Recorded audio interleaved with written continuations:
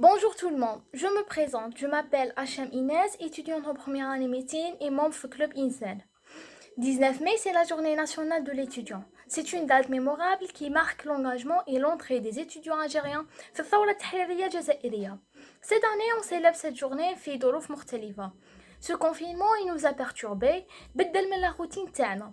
Donc, à cette occasion exacte, خاصنا نتفكروا l'importance d'un étudiant في la société, خاصنا نتفكروا l'importance que chacun d'entre nous doit profiter de son cursus universitaire pour être la meilleure version de lui-même. دونك في هاد لا فيديو غادي جينا نهضروا على كيف نستغلوا هاد ليكسبيريونس اللي هي سوبر امبورطونس في حياتنا اللي فيها نتعلموا فيها نغلطوا ومنها نبدو نبنوا في رواحنا ونبارطاج افيك فو كالكوز اكسبيريونس اللي يقدروا يفيدوكم.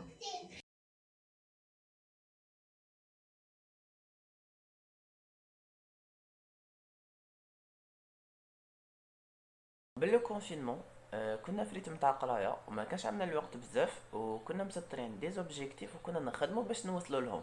ومن بعد وما بين نهار وليله ولينا في الدار ودخلت لا روتين حياتنا وولينا نحسوا بالفيد بزاف وما وليناش نلقاو واش نديرو. الور الكونفينمون كان سبب رئيسي اللي خلى لي زيتيديون يكونوا ديموتيفي هكذا. باش تولي موتيفي كيف ما كنت خصك تعاود تسطر دي زوبجيكتيف يكونوا ساهلين وتزيد تخدم عليهم هكا باش تخدم اليز وتخدم سون بريسيون ويكون لوبجيكتيف اللي باغي توصلو فيزيبل قدامك الور اوتوماتيكمون تولي تحب طون طرافاي هكا توصل بالخوف وتولي موتيفي كتر وكتر في بيريود صغيره.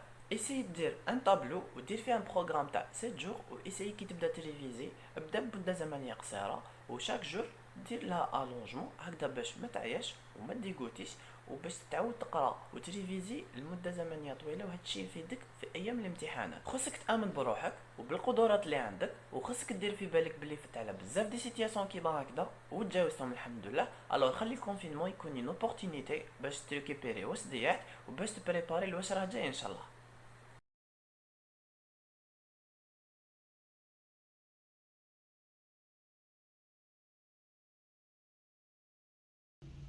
السلام عليكم. معكم خديم نجوى، طالبة سنة رابعة طب. كأي طالبة واجهوني بزاف صعوبات. اللي كان أولها البوليكوب كان بالنسبة لي كوشمار طويل يطوال كل ما زادوا لي باج. الحاجة الثانية اللي كان لافيشاج اللي سوفون عكس التوقعات. مالغري كاع هاد الصعوبات كانوا عندي دو شوز بور لا موتيفاسيون. الحاجة الأولى اللي كان الشغف، كي تبغي حاجة دير المحال على جالها. والميدسين رحلة شيقة كل مرة تتعلم فيها حاجة جديدة، خاصة لا كانت في جسمك انت ولا جسمك انت. لا دوزيام شوز اللي هو الهدف، تخيل روحك في المستقبل من على 5 من على 7 وين راح توصل وكيفاش حاب تكون في هذيك اللحظة. لا الوقت لا الضغوطات لا كاع هذه الصعوبات ما يكونوا معك، حاجة واحدة تكون معك اللي هي الإنجازات تاعك. الو خدم عليها.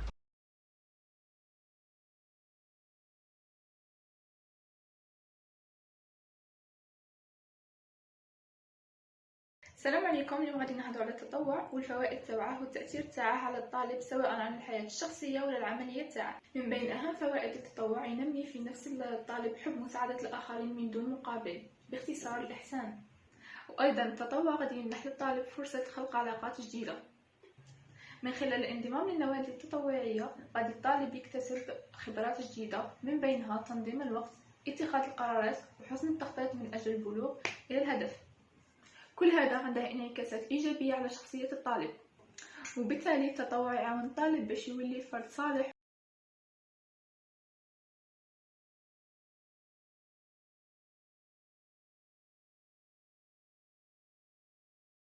Devinez quoi, le stress n'est pas nécessairement mauvais. C'est une arme à double tranchant, donc il vaut mieux exploiter le stress positif pour booster son énergie au maximum et avoir de meilleures performances. Ça vous permettra de vous concentrer sur vos études et arrêter de procrastiner.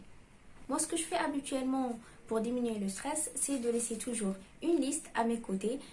À chaque fois que je me souviens de quelque chose que je veux vraiment faire après l'examen, je l'écris dessus et comme ça je pourrais les réaliser après une sorte de récompense. Et comme ça, au lieu de stresser et se dire non, il me reste que 5 jours pour l'examen, je dis plutôt il me reste 5 jours pour avoir ma liberté et réaliser ma liste. 4 points essentiels pour avoir la volonté à étudier. 1. Donnez-vous des défis à révéler avec des délais précis. 2. Partagez les tâches, révisez entre amis et travaillez en groupe. 3. Planifiez tout, gérez votre temps. Et 4. Et surtout, amusez-vous à étudier. Regardez des vidéos, résumez, colorez, just have fun.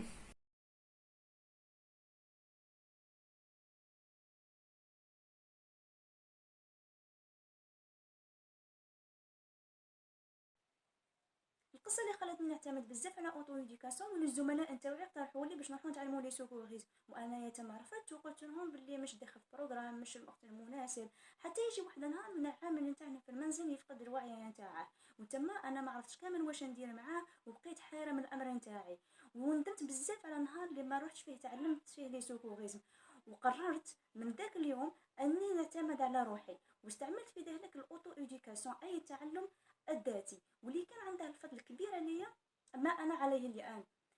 والدليل على ذلك انه مره من المرات كنت في حافله والشاب يغمى عليه، واني قدرت نتدخل وننقذ حياه هذاك الشخص، والحمد.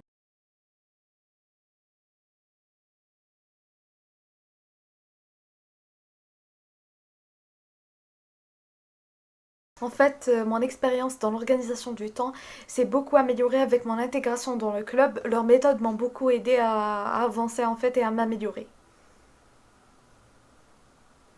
Le conseil que je peux donner pour les étudiants, en fait, de faire par exemple des to-do list pas très chargés, avec des objectifs réalistes et réalisables, et surtout de ne pas se décourager, d'essayer plusieurs fois jusqu'à ce que vous y arrivez à organiser votre temps.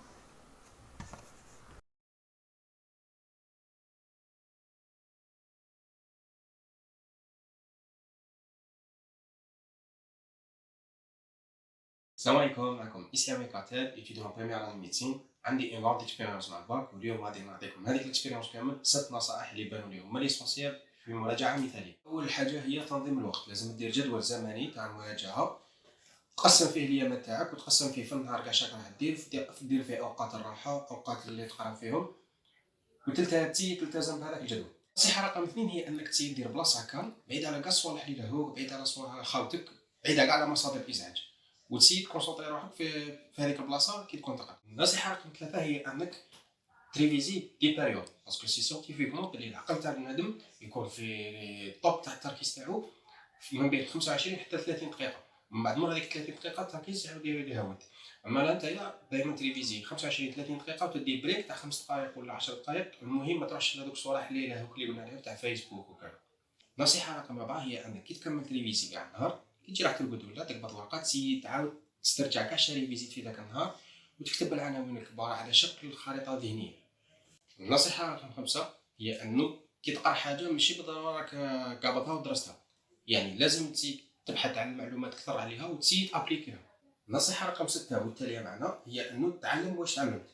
هذا البوان اسونسيال سي كي تبارطاجي الحاجه اللي تعلمتها راك تزيد تاميليوري في الحاجه اللي راهي عندك، وتزيد تاميلوري من زوج صوالح، باسكو ترسخ في المعلومه اللي راهي عندك، وحاجه زوجه قادر الانسان راك تعلم فيه يعطيك اون كيسيون اللي تخليك تزيد تبحث على هذيك المعلومه. نصيحه اخيره اضافيه من عندي هي انك باش تبقى دائما موتيفي لازم تتفكر دائما روحك وين راك باغي توصل، وتتفكر الناس هذوك اللي ديموتيفوك يقول لك بلي انت انسان فاشل وماكش راح توصل له كامل، ما تخليهمش ديموتيفوك، ترجعهم من بوين نيجاتيف تحاول ترجعهم بوين بوزيتيف تنجح سكارا فيه.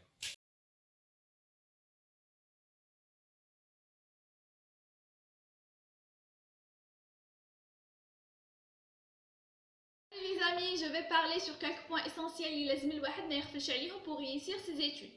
Le premier point, la motivation. لازم تكون فرحان بالحاجة اللي راك دير فيها. كيفاه؟ سقسي روحك à chaque fois pourquoi je suis là, pour quelle raison je fais ça, وين راني حاب نوصل. Le deuxième point, l'organisation du travail. كي يكون عندك un temps régulier تقرا فيه غادي تكون la mémorisation plus efficace. Le troisième point, avec un grand respect à nos profs, mais هو راه محصور في quelques heures يدير لك فيهم الكل. دونك ما غاديش يقدر يمد لك كلشي، il faut que tu prends l'initiative وتحوس وحدك. d'une part غادي تطور من لي كونيسونس تاعك، و d'autre part غادي يكون un plaisir pour toi. Le quatrième point, la période تاع l'examen, évitez la veille parce que vous perdrez votre énergie, donc il faut au moins تكون راقد 5 heures à 6 heures avant l'examen pour une meilleure concentration. Bon courage les amis et merci.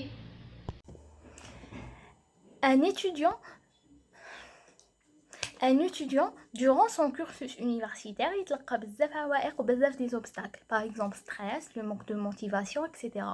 Mais il faut jamais oublier l'importance تاعنا en tant que futur médecin, futur pharmacien et futur dentiste. Donc, خاصنا نصنعوا la meilleure version de nous-mêmes, même pendant le confinement, parce que stay at home ne veut pas dire et ne signifie pas un confinement mental. وفي الأخير ما يبقى لي غير نقول لكم بإحسان نصنع الدكتور إنسان.